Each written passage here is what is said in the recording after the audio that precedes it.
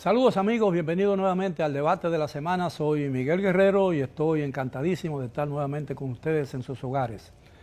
En la noche de hoy yo tengo el gratísimo placer de contar con la honrosa presencia de 4 destacados politólogos dominicanos para hablar sobre la guerra entre Rusia y Ucrania que está poniendo al mundo al borde de una conflagración nuclear. Y para ello cuento con la grata presencia, como ya les dije, de los politólogos Luis González, Pedro Ledesma, Belarminio Ramírez y Juan Isidro Tavera Guzmán. Buenas noches, caballeros, gracias por aceptar nuestra invitación. Gracias. Bueno, es evidente que lo que parecía una guerra que iba a durar pocos meses, ¿no? Ya tiene más de 3 años y parece que todavía se va agravando y no se ve en lontananza una posible paralización o cese del evento y del conflicto. ¿Qué podría pasar, según ustedes, el conocimiento que tienen de política internacional, y cuál podría ser el potencial efecto que eso tuviera en la República Dominicana? Lo primero, Miguel, es que la guerra lo que tiene es una semana y unos días, no 3 años. Porque lo que hubo en Ucrania fue una ocupación de parte de Rusia, y Ucrania en ningún momento pudo atacar a Rusia, porque la ayuda que recibió de Estados Unidos y de la Unión Europea estuvo condicionada a que solo podían usarla para defenderse. Sí. Ahora, la semana pasada, con ese ataque que destruyó unas cuantas docenas de aviones, puentes, ahora es que la guerra comenzó. Bueno, y está en su momento más álgido, porque en esta conversación reciente de Putin con Donald Trump, la información que dio el presidente Trump es que Putin le dijo que ellos van a responder. O sea, en cualquier momento, hasta aquí mientras estamos haciendo este programa, cuando terminemos, uno no sabe con qué noticias se va a encontrar, porque lo que haga, la reacción que venga de Rusia, Ucrania se está preparando para algo a escala mayor. Ya la guerra entra en un contexto táctico que eso no tiene vuelta atrás. No, yo tengo una posición totalmente opuesta. Él habla de una semana y yo hablo que tiene 11 años. La guerra comenzó en el 2014. Es más, yo le doy unos años más. Desde 1991, que termina el Pacto de Varsovia, la OTAN debió desaparecer. Toda esa guerra es porque una OTAN que no tenía razón de ser, para justificar su existencia, y los responsables de todas las guerras, desde la guerra de los 100 años, Inglaterra, Francia, la Primera y la Segunda Guerra Mundial, esos mismos países con Alemania, los responsables de todas las guerras del planeta son los que están posponiendo esta guerra. La segunda parte de la guerra, para mí, 2014. En el 2022, el 24 de febrero, cuando se produce la operación militar especial o ocupación, como usted lo quiera llamar, o el ataque de Rusia a Ucrania, entonces al mes se produce un acuerdo en Estambul que ya lo iban a firmar, y Boris Johnson, nada más y nada menos que el mismo inglés, le dijo: sigue, que nosotros te vamos a seguir apoyando. Lo han apoyado con todo, el doctor Belarminio Ramírez Morillo, lo han apoyado con todo. No es verdad que no lo han apoyado, es que con todo y el apoyo, como quiera, las cosas no le han salido como ellos esperaban. Pero Rusia tiene derecho a disponer, por ejemplo, el futuro de Ucrania.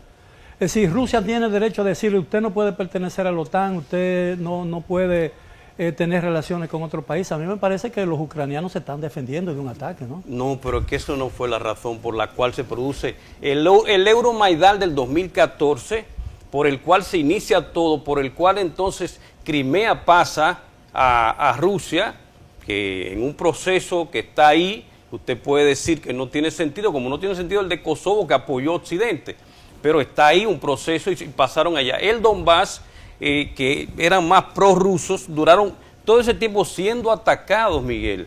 O sea, esa no fue la razón fundamental, es que ya era un tema de que se estaba atacando a un grupo que internamente había tomado la decisión, después de que hacen salir del poder con un golpe de Estado, que se ha demostrado, o sea, no le estoy diciendo yo, te voy a buscar los números, se ha demostrado que fue promovido por Occidente, el Euromaidán, había un presidente electo por los por los ucranianos. Lo hacen. Prorruso, un presidente prorruso. No, pero bueno, ¿quién ha dicho que el presidente Luis Abinader es pro Estados Unidos porque haya sentado al embajador Chan Run en la última fila y tuviera en primera fila cuando tomó posesión a Mike Pompeo? No, eso no. Sencillamente es un presidente electo por los ucranianos que fue y lo hicieron salir por esa razón. Entonces son muchos elementos, no es por eso, no es por ser parte de la OTAN. Pero la protesta del Maidán duró alrededor de 3 meses y el pueblo se volcó a las calles, el pueblo. De manera pues que fue una expresión popular. Bueno, yo no sé si nada es espontáneo en este mundo, todo tiene un estímulo. Lo que quiero decir es que evidentemente fue una expresión de los deseos del pueblo ucraniano. Hay un fenómeno desde el punto de vista del DICA, de cómo se puede definir lo que es una guerra. Entonces, como estamos partiendo de un principio de que si empezó, cuándo empezó, o si fue una guerra o no fue una guerra, desde el punto de vista del purismo, o sea, del realismo político, la guerra empieza desde que hay una causus belli y hay un proceso de incursión ante otro país. Sin embargo, desde el punto de vista del tecnicismo, quiero decir, eso está dentro del proceso de investigar cómo se le llama, porque la justificación que le dan los rusos es decirle que fue una guerra como que dice, una operación especial, pero una operación especial contra un territorio de un país contrario. Entonces, si nos vamos al DICA, es una guerra abierta. Si nos vamos a cuándo se dio la guerra, en el mismo momento. Estoy de acuerdo con el compañero aquí de que desde que se hizo el primer proceso, porque las guerras se gestan, las guerras no se dan de un día para otro, las guerras no se dan en el proceso inmediato en que se hay el primer disparo, necesariamente. O sea, si no se dieran las guerras nunca, pues se llegará a la diplomacia y se llega a una especie de acuerdo. Y desde el punto de vista de la realpolitik, digo yo, de realismo político, derecho tiene, todo el mundo ejerce su poder, y eso fue lo que hizo los rusos, lamentablemente, en base al concepto de seguridad nacional, de su seguridad nacional, y hicieron un esfuerzo, no justificable, pero desde el punto de vista del realismo político, real. Uno de los pretextos que ha usado Putin para justificar la acción es que los ucranianos estaban acabando con ellos. No, en el Donbass, donde hay una gran población de habla rusa. Entonces él entendía que por esa razón ese era un territorio ruso. Pero ese fue el mismo pretexto que usó Hitler en el 39 cuando se anexó Checoslovaquia. Y Polonia. El sudeste, no, bueno, pero sudeste Checoslovaquia, que decía que había una población germana, de habla germana, y eso le dio la justificación. Sí. A mí me parece que no tiene ninguna razón política real. ¿Qué opina usted, doctor? Mire, pudiéramos verlo de una manera que realmente si dentro del derecho internacional y dentro de lo que sería el idealismo, realmente choca con lo que sería buscar las relaciones internacionales, los tratados y los convenios y demás. Usted sabe que con la finalización de lo que fue, o lo que se entiende que fue la finalización de la Guerra Fría, con la caída del muro de Berlín, la desintegración de la Unión Soviética, James Baker, que era el secretario de Estado en ese momento, se habla de haber llegado a un acuerdo de no expansión por parte de lo que sería Occidente, de lo que es la OTAN. Ese ha sido realmente el arma o la excusa del presidente Putin para lo que es lo que está sucediendo hoy en Ucrania. Ahora, cuando observamos, claro está, entre la década, finales de los 90, principios del año 2000, cuando usted observa un Putin que quiso acercarse, o se acercó realmente a Occidente. Solicitó entrar a la OTAN. A Ucrania, a la Unión Europea, solicitó a la OTAN. Para los intereses de Estados Unidos, porque hay que ver lo que todos intereses, no se puede ver tampoco que Estados Unidos es malo por eso. Porque, por ejemplo, un documento que se filtró en The New York Times de Paul Wolfowitz hablaba, estamos hablando de un documento del año 1992, acababa de desintegrarse la Unión Soviética, exacto, que fue el 3 que no importaba quién fuera realmente el presidente de la Unión Soviética, ni el modelo que ellos adoptaran, sino que pudiera ser realmente una amenaza para los intereses y la seguridad nacional de Estados Unidos por la gran cantidad de recursos y el vasto territorio que tenía realmente la Federación Rusa. Y un ejemplo que pudiera verse de punto de partida es el discurso de Putin del 2007 en la Conferencia de Seguridad de Viena, de Múnich, en el cual ya se ve como un Putin rasgándose las venas. Bueno, porque se producido 3 intentos de acercamiento con Bill Clinton. Se habían producido en el 99, en el 2004 y en el 2006. Pero entonces, en los 25 años... de En expansión los del otro. 25 años que el señor Putin está dirigiendo Rusia, la antigua Unión Soviética, Rusia ha invadido 2 veces a Chechenia, Sí. una vez a Georgia, Cheche- una vez Kazajistán. No, pero que Chechenia Chechenia fue es el- parte de la Federación de Rusia. Bueno, pero fueron Sí. repúblicas que se independizaron. Sí. Fueron repúblicas que se independizaron, porque antes de formar la Unión Soviética no eran parte de Rusia, Sí, pero eran Chechenia nacionalidades no terminó. diferentes. Chechenia es parte de la Federación de Rusia. Y es que la naturaleza Una cosa geopolítica es que de haya Rusia es la tenido un expansión. problema, pero ya siguió siendo parte. O sea, ahora Georgia, hay dos repúblicas o 2 territorios, Abjasia y Osetia Del creo sur, del sur, Del sur. que han planteado entonces su independencia. Esos son de Georgia. Entonces ahí en el 2008 hubo un apoyo por parte de la Federación de Rusia. Pero no fue que ocupó a Georgia, sino al territorio No, de no Osetia solamente lo del ocupó, Sur. la atacó militarmente. Es ¿A claro, Pero es no claro. lo ocupó nunca. Bueno, pero la atacó. Sí, pero en Defendió el territorio de Osetia del Sur, que es un territorio que, como usted dice, también planteó independencia de Georgia hace mucho, porque ellos no están hablando que son rusos, se están planteando independientes. Como Kosovo también se entiende independiente y hay muchos países No, pero occidentales que la Unión, cuando se desintegró la Unión Soviética, las 17 repúblicas que la formaban se declararon independientes. Exactamente. Y después se unieron. Porque ¿verdad? la Unión Soviética le había impuesto, había suprimido las culturas y las costumbres de todas esas repúblicas y había impuesto el idioma y la costumbre rusa en toda y cada una de ellas. Desaparecido el poder central que permitía eso, todo el mundo quiso independizarse. Sí, Pero tenían era derecho natural. y de hecho lo hicieron. Pero Rusia celebró eso. Exacto, Y lo vendió hicieron. en el mundo eso como un paso de avance, de civilización universal. Lo que está sucediendo con Rusia y Ucrania es una guerra de la sinrazón. Yo he tratado de darle seguimiento a los argumentos de Vladimir Putin, porque para mí es un problema más en la visión y el ego de Vladimir Putin.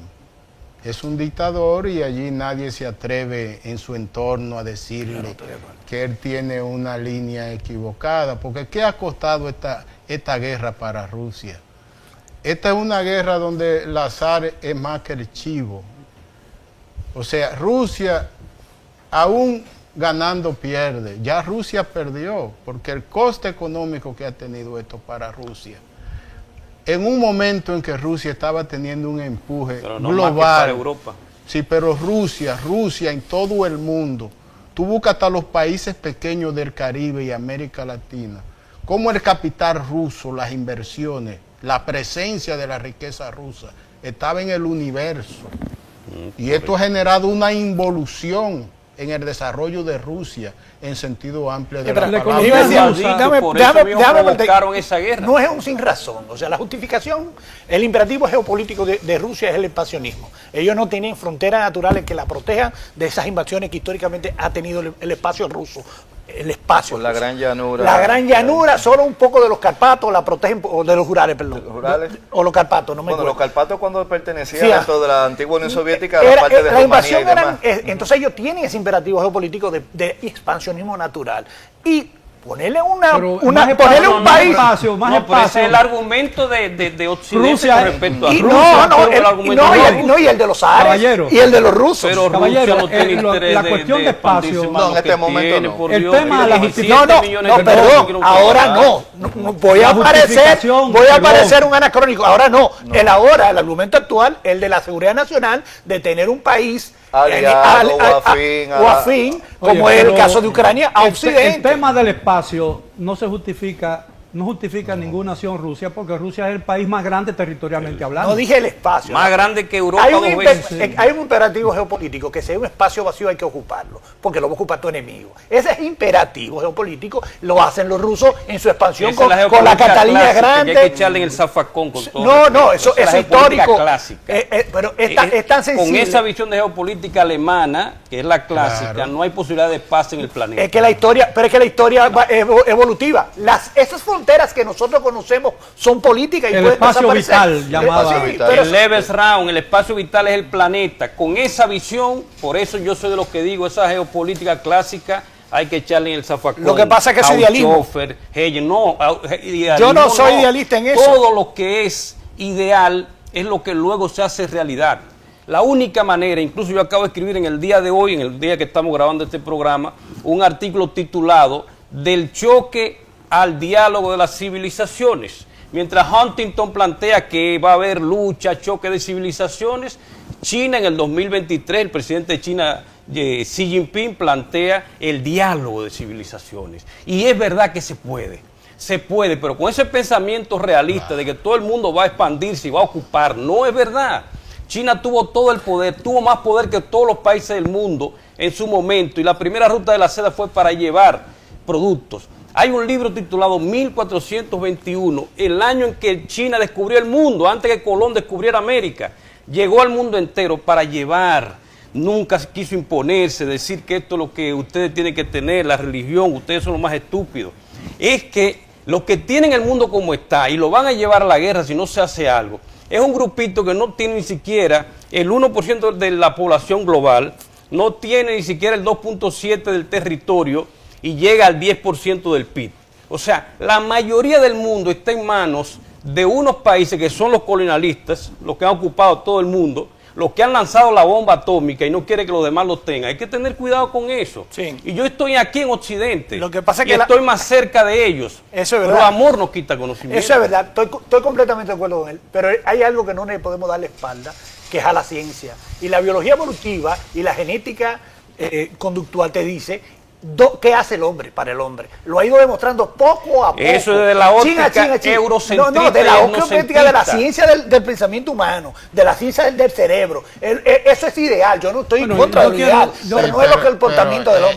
pero no es el no comportamiento nos perdamos, del hombre. caballero. Perdón. Estoy hablando en cuanto a la guerra, Sí, en pero- cuanto a lo que el hombre es para el otro hombre. tú buscas o es Rousseau o es... Tú o es- buscas- tú no, buscas eso una, es una etnocentrismo y justificación eurocentrismo. filosófica a la guerra. Y eso que... No, científica. No, filosófica. El choque de civilizaciones, o sea, el diálogo entre civilizaciones que se mantuvo por unas 2 o 3 décadas, trajo un desarrollo económico Al para planeta. la potencia Sí. sin precedentes. Claro. Cuando tú buscas las décadas de diálogos entre las civilizaciones, cómo ellos multiplicaron la riqueza en Claro. Son sentido fructíferos. amplio de la palabra. Son Entonces, fructíferos. no me vengan a mí con filosofía de justificar este crimen, porque en esta semana Vladimir Putin habló de que son terroristas los ucranianos.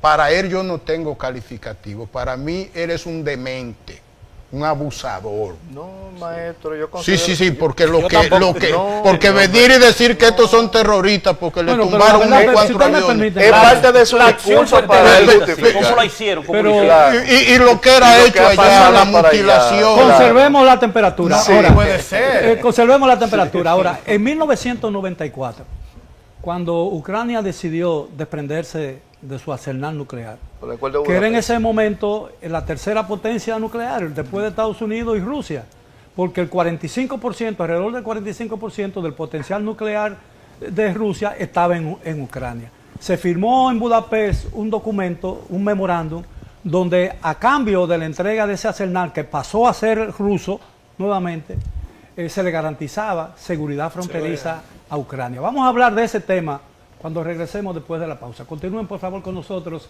en el debate de la semana.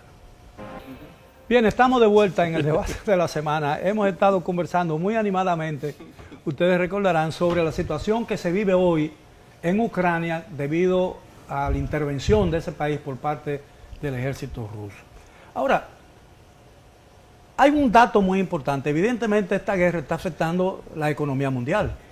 Y la República Dominicana ha resultado afectado, sin lugar a dudas, porque una gran parte del turismo procedía de esa zona, de Ucrania y de Rusia, y se dicen, las cifras indican que alrededor de 800.000 turistas menos procedentes de esa zona han dejado de venir a la República Dominicana. Y había consecuencia. inversión en la zona Exacto. también. Entonces, la prolongación de esa guerra, ¿de qué forma afectaría a la República Dominicana?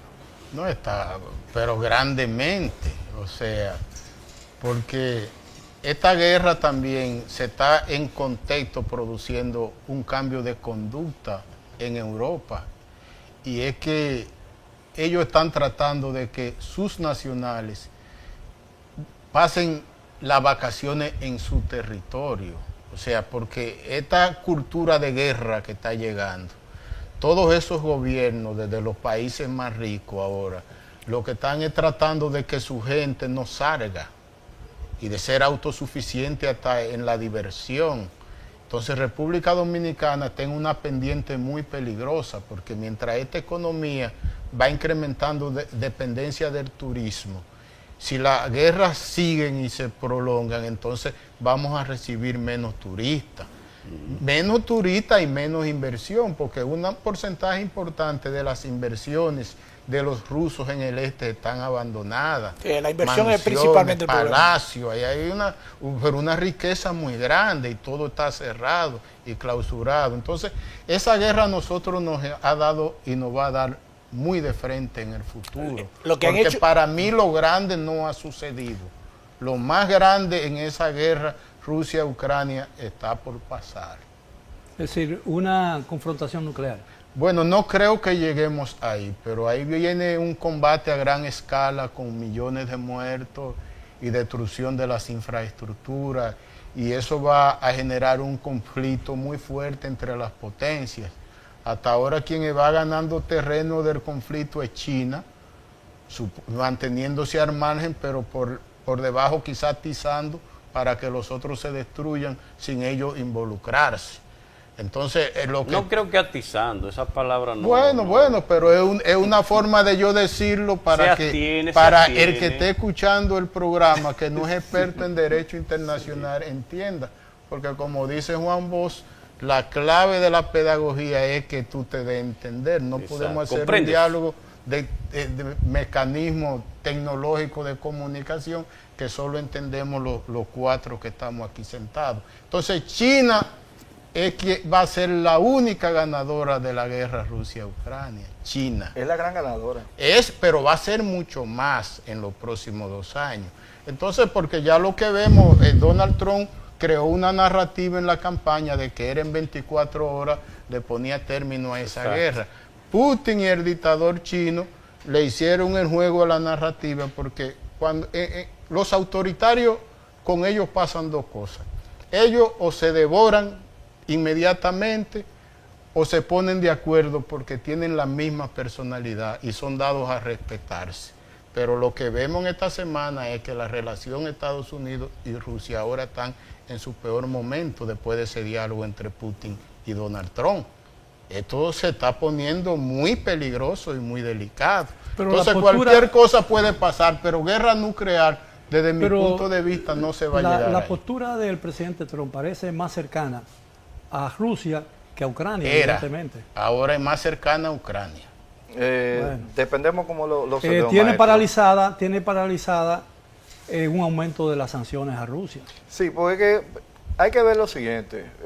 Esto es una guerra que se han metido los neocons, como se le llama tanto Jeffrey Sachs, el mismo John Mearsheimer, a los grupos conservadores del famoso Deep State de los Estados Unidos, pero también una estrategia que se la jugó bastante, una pelota caliente, a mi entender, porque no voy a decir que es un error por parte de la administración Biden-Harris. Primero que fue el error Obama-Biden acercar a Rusia y China, que había un distanciamiento de la década de los 70, que lo había previsto Kissinger, que es el famoso viaje que se da de Nixon a China, y que desde ahí hay un acercamiento entre China y Estados Unidos. Las sanciones del 2008, por el asunto de Georgia, que no estoy diciendo que debemos premiárselo a Rusia, pero también es como respuesta al asunto de la OTAN. Todo el tiempo está bailando la OTAN, que volvemos a la misma parte de que la OTAN no tenía razón de ser después de desintegrado, el asunto de la Unión Soviética. No tiene razón de ser. Ahora, ¿qué sucede? Yo mismo Dicen todos los indicios apuntan a que si Ucrania fuera parte de la OTAN, esa guerra no existiera. No, es que oiga lo que sucede, porque es que usted recuerda cuando uno era muchacho que jugaba pelota, lo que igual no es ventaja. ¿Qué pasó con la crisis de los misiles del 62? ¿Qué pasaría si fuera Rusia o China que estuviera poniendo misiles en Ciudad de México? Es algo similar en ese sentido. Con esto no estoy diciendo este es bueno o este es malo. Lo que pasa que Pero una de las principales bases aéreas de los Estados Unidos está en Turquía. En Turquía. E inclusive Rusia ahora... Y Turquía parece más próximo a la Unión Soviética, a Rusia, perdón, que a Estados Unidos. No. Turquía es más próxima a Turquía.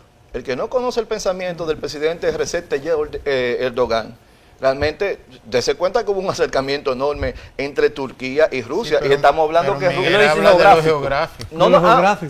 Claro, de lo geográfico, pero recuerde que y políticamente también. Pero desde Catalina la Grande hay un problema, porque recuerde que inicialmente el Imperio Otomano le pertenecía realmente a esa parte de lo que era Ucrania, porque había tribus turcómanas. Y realmente a partir de ahí, con el expansionismo de Catalina la Grande, llegan a tomar esa parte ahí. Y la tradición de todo esto es Meme segundo. No lo veas así. Con la toma de Constantinopla. Ahora, ¿qué sucede con el asunto de Donald Trump? Donald Trump asume el poder en el año, ahora a principios de año, ganando las elecciones en noviembre. De enero del 2025. Y estamos hablando que lo asume como el gran Talleyrand. No como muchos han querido decir, que esto es una conferencia de Yalta donde China, Rusia y Estados Unidos están repartiendo el mundo. No. Donald Trump viene con una especie de gobierno corporativo, que hay que verlo de esa manera, a sentarse en una mesa de diálogo donde no estoy diciendo que se ha perdido la guerra en Ucrania, pero Occidente no ha quedado bien parado. Con todo que no ha tratado de darle un apoyo directo, porque eso ya sí llevaría a una escalada dentro de lo que sería el conflicto. Le ha dado un apoyo indirecto. Ese asunto de la inteligencia en estos días, se habla posiblemente hasta de inteligencia del MI6 o inteligencia de la misma CIA. Pero la intervención o la invasión rusa a Ucrania, lo que ha hecho es que ha aumentado el poder de la OTAN. Porque dos países que no eran miembros de la OTAN y que hacen frontera prácticamente con Rusia, que son Suecia y Finlandia, se inscribieron y ya son miembros de la OTAN. Lo que sucede es que eso iba a suceder tarde o temprano. Recuerde que está la OTAN del Ártico. El Ártico es una ruta importante y un lugar que realmente que en el libro del profesor Pascal, de los 100 lugares de la geopolítica, es un lugar que realmente va a llevar a un conflicto. Y la OTAN tiene intereses, o los países occidentales tienen intereses, porque aquí estamos hablando que Rusia tiene la mayor parte de costa y presencia realmente en el Ártico. Y estamos hablando de una de las regiones del planeta, no solamente en la ruta comercial, que va a ser importante, que estaría cortando entre 7 a 11 días lo que sería la ruta comercial. Estamos hablando de gas, petróleo, un conjunto de recursos, que por eso era que muchos decían, y esta loquera de Trump, hablar de Groenlandia, cuando Estados Unidos tiene la base de Pitufí, pero que estamos hablando que Groenlandia es un punto estratégico interesante dentro, dándole presencia a Estados Unidos en lo que sería esta posición del Ártico. Aunque yo veo que Trump ha tenido que hacer quizás un mal necesario en el acercamiento hacia Rusia, porque la verdadera amenaza a los intereses estadounidenses es China, no Rusia. Rusia no es la amenaza en este momento para Estados Unidos. Pero yo pienso que lo que está haciendo Estados Unidos es eso, hacer lo que hizo Kissinger en su momento, de hacer un acuerdo con Rusia para poder enfrentar a China, tratando, no estoy diciendo que lo logre. Bueno, pero Rusia siempre ha sido una potencia expansionista. Sí. Eso sí. Y es el único país que ha crecido después de la Segunda Guerra Mundial. Yo lo que considero que el grupo de San Petersburgo, que es el grupo que realmente tiene el poder político de Rusia, cuando usted observa a Putin, Medvedev, entre todos los demás, son pro más acercarse a Europa. Ahora lo que sucede es, para los intereses de Estados Unidos, no puede haber un acercamiento realmente entre Europa y Rusia. Sí. Si algo coincidieron indirectamente el presidente Biden y el presidente Trump, fue la dependencia de Alemania de parte del gas ruso. Sí.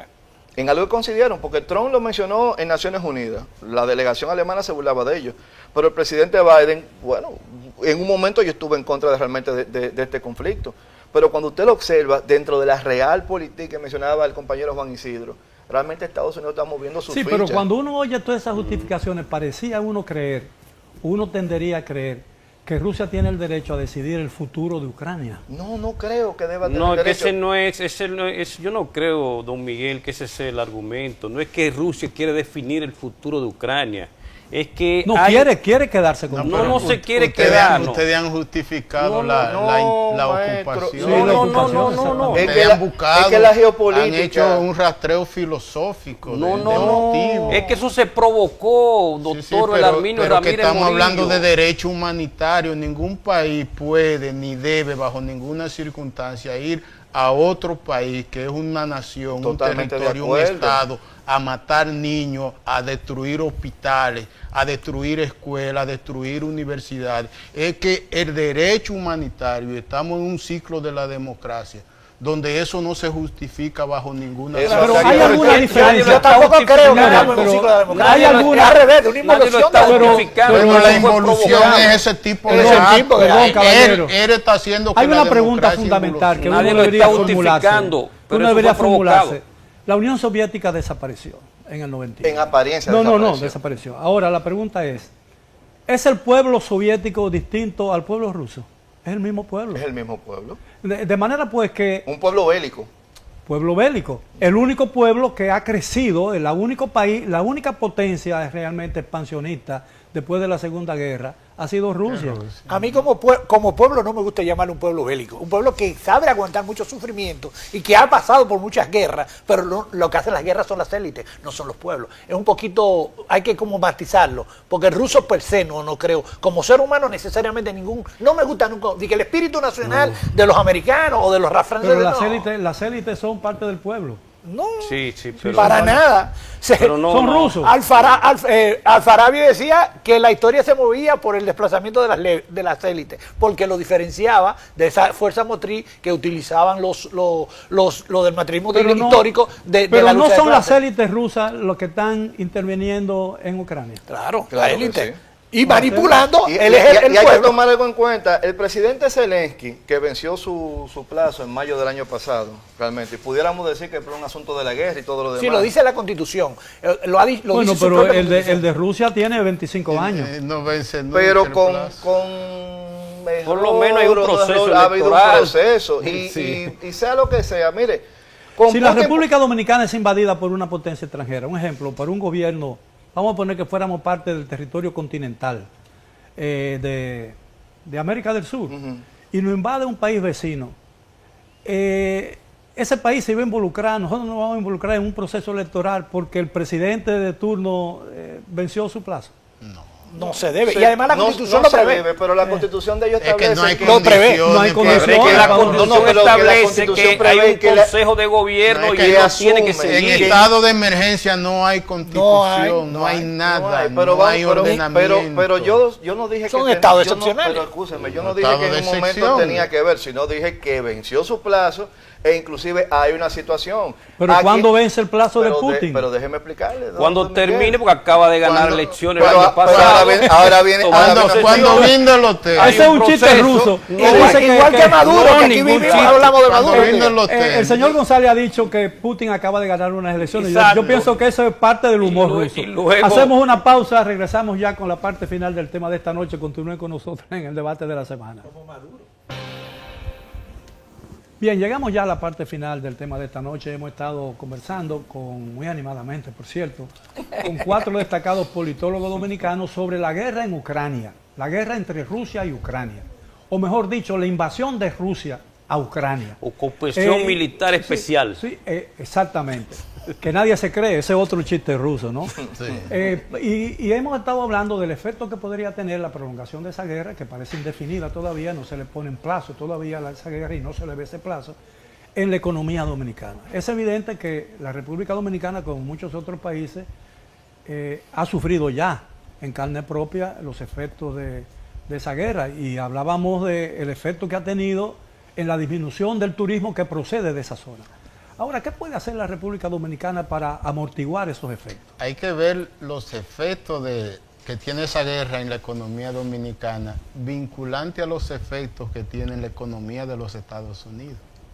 O sea, porque son dos economías que están muy conectadas.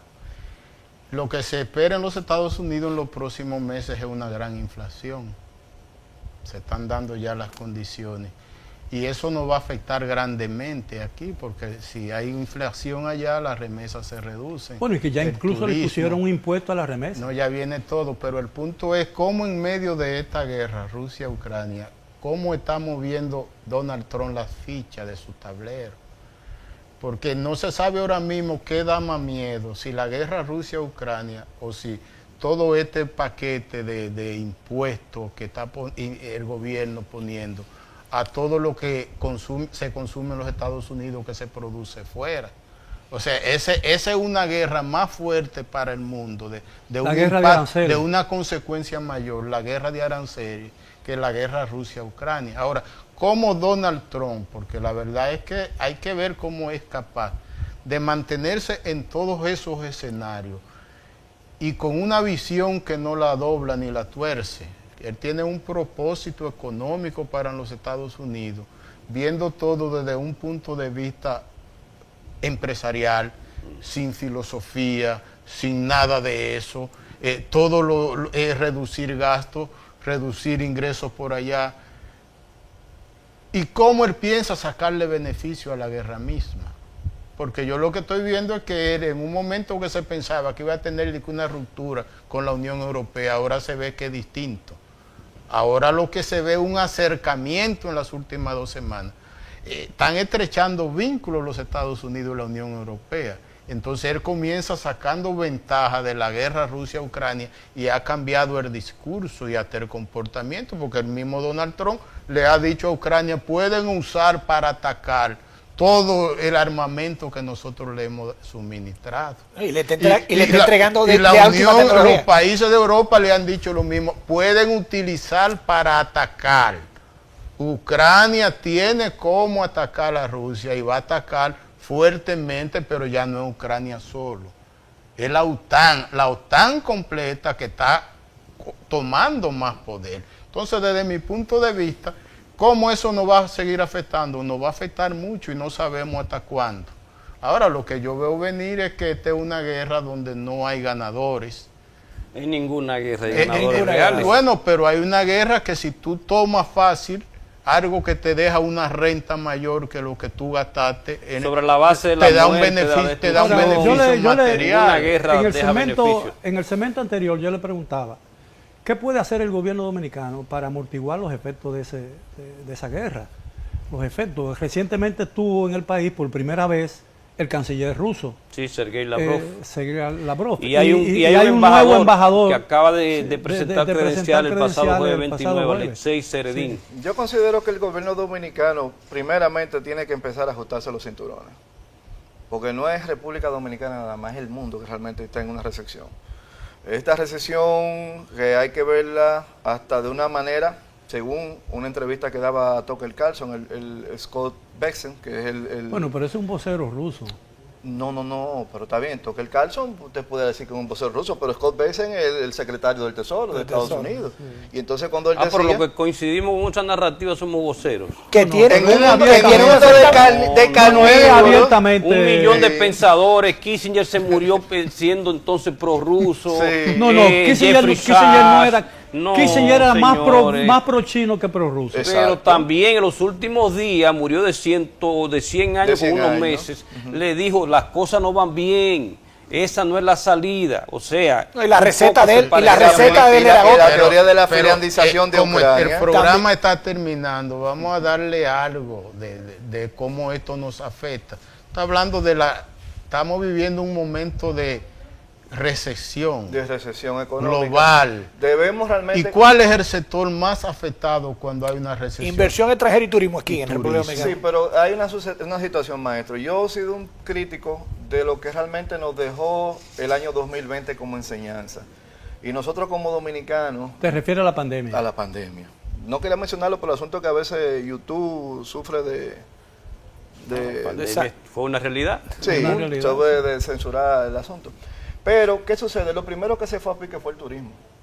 Y cuando nosotros observamos que es en el planeta entero, cuando nosotros observamos lo que fue la parte financiera, la tecnología y demás, debe ser algo que nos enseña a nosotros como dominicanos a tratar de ir abriendo otras partes. No estoy diciendo que dejemos de espalda el turismo, porque Estados Unidos, hasta la misma China, vive del turismo. Ahora, no es su principal motor. Como nosotros mantenemos todavía el famoso situado del siglo XXI, que son las remesas. No puede ser realmente donde descanse nuestra economía. Nosotros tenemos que ir pensando realmente como país y seguir avanzando, ya sea dentro de la misma agricultura, tecnificando la misma agricultura, entre otras cosas de la tecnología. Nosotros tenemos un ITLAS que es bastante importante y que prepara jóvenes. Pero nosotros en lo que somos más ricos no lo sabemos utilizar, que es agua. ¿Agua? los dos insumos más importantes para lograr desarrollo es energía eléctrica y agua. En la energía eléctrica hay que invertir mucho. El agua nos la da la naturaleza y ahora entró la temporada ciclónica y el agua la perdemos porque se va a armar, porque no tenemos cómo almacenar agua. Lo que sucede es que una parte importante, de las tierras de República Dominicana no se cultivan por falta de agua. Sí. La corrupción una parte importante de la tierra no se utiliza para el ganado y la avicultura por falta de agua. Después de Balaguer, aquí nada más se ha construido una presa importante. La región este no tiene una sola presa. Pero usted me está dando la razón. Exactamente. Entonces, tenemos que construir presas para guardar porque agua y desarrollar la corrupción se ha llevado más que la inversión que se puede hacer. Vinculando todo esto con el tema de la guerra, hay un recurso estratégico que la República Dominicana tiene, que ahora mismo la onza está en más de $3,000. Estamos hablando del oro. Somos, si usted revisa, somos una de la de Pueblo Viejo, una de las minas más importantes de América Latina. ¿Y cuánto recibe la República Dominicana de ese oro? Hay que revisar ese contrato. Y eso es importante porque esa guerra va, y digo, de hecho ya está provocando que India, que China, que Rusia, porque están viendo que las monedas FIT, o sea, el dólar y el euro están tomando como guerra geopolítica. Y sus reservas en base ese oro, don Miguel, va a llegar a final de este año, según la proyección, a más de $3,600 la onza. Y eso es un recurso fundamental para los dominicanos. Ahora, si viene esta recesión global, si se acelera más y el turismo cae, la República Dominicana no va a tener cómo mantener los programas sociales. Con el oro...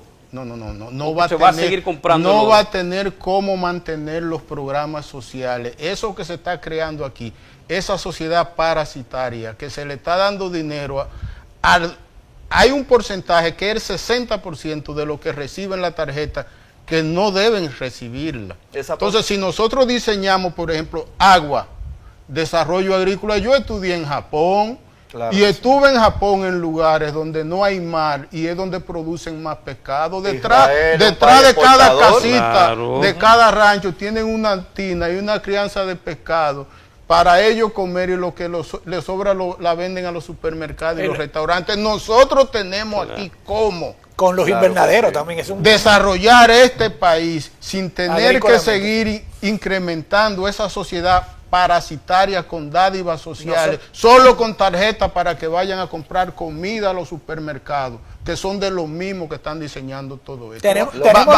Vamos a ver si entramos en el fondo de rediseñar lo que es nuestra economía frente a este peligro que está al doblar de la esquina, porque también ya dije cuánto se ha gastado de la reserva del Banco Central.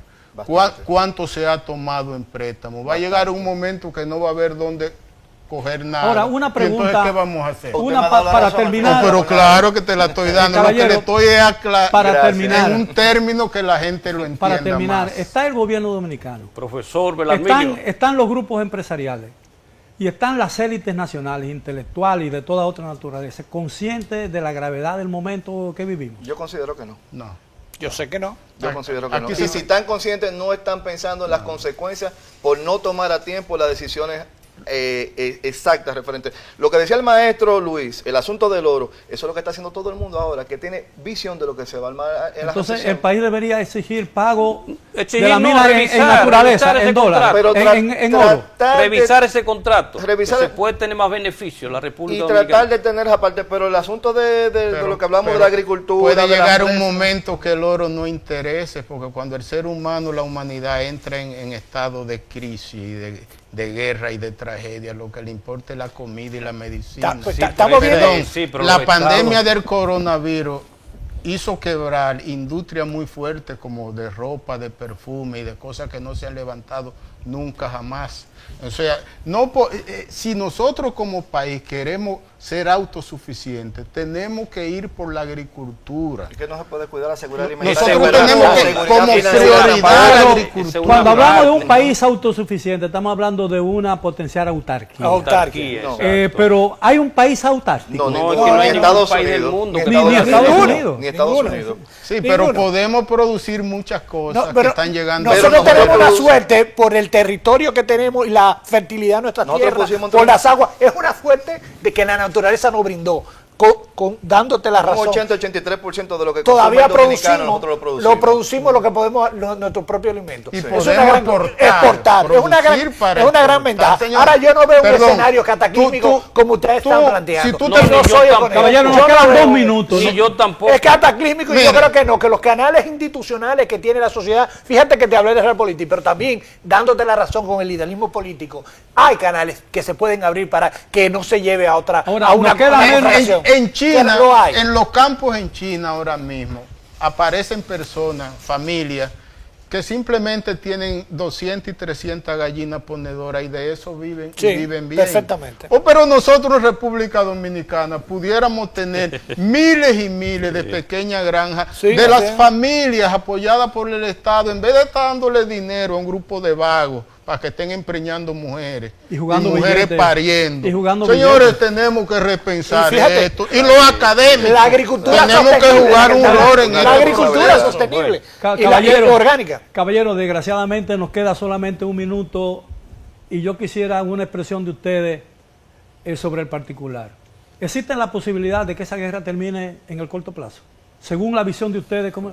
Yo no, Muy yo nunca he brevemente. pensado, ni siquiera cuando empezó, por el tamaño de los muy bien. territorios. Para que mí están la involucrados. guerra ahora es que está comenzando. Yo también pienso. Yo entiendo que ahora mismo no. Europa tiene interés y no se han puesto, vamos a decir, dado su parte de participación y además Rusia entiende, o para mí Rusia vería ahora mismo, mantener la guerra le permitiría seguir avanzando Bien. en la misma. 20 segundos. No, mientras la élite de Francia, Reino Unido y ahora con Friedrich Merz que representa a BlackRock en Alemania, no hay posibilidad. Bien, caballero, globalismo. gracias por la amabilidad de aceptar nuestra invitación. A los amigos televidentes, espero que hayan disfrutado del programa.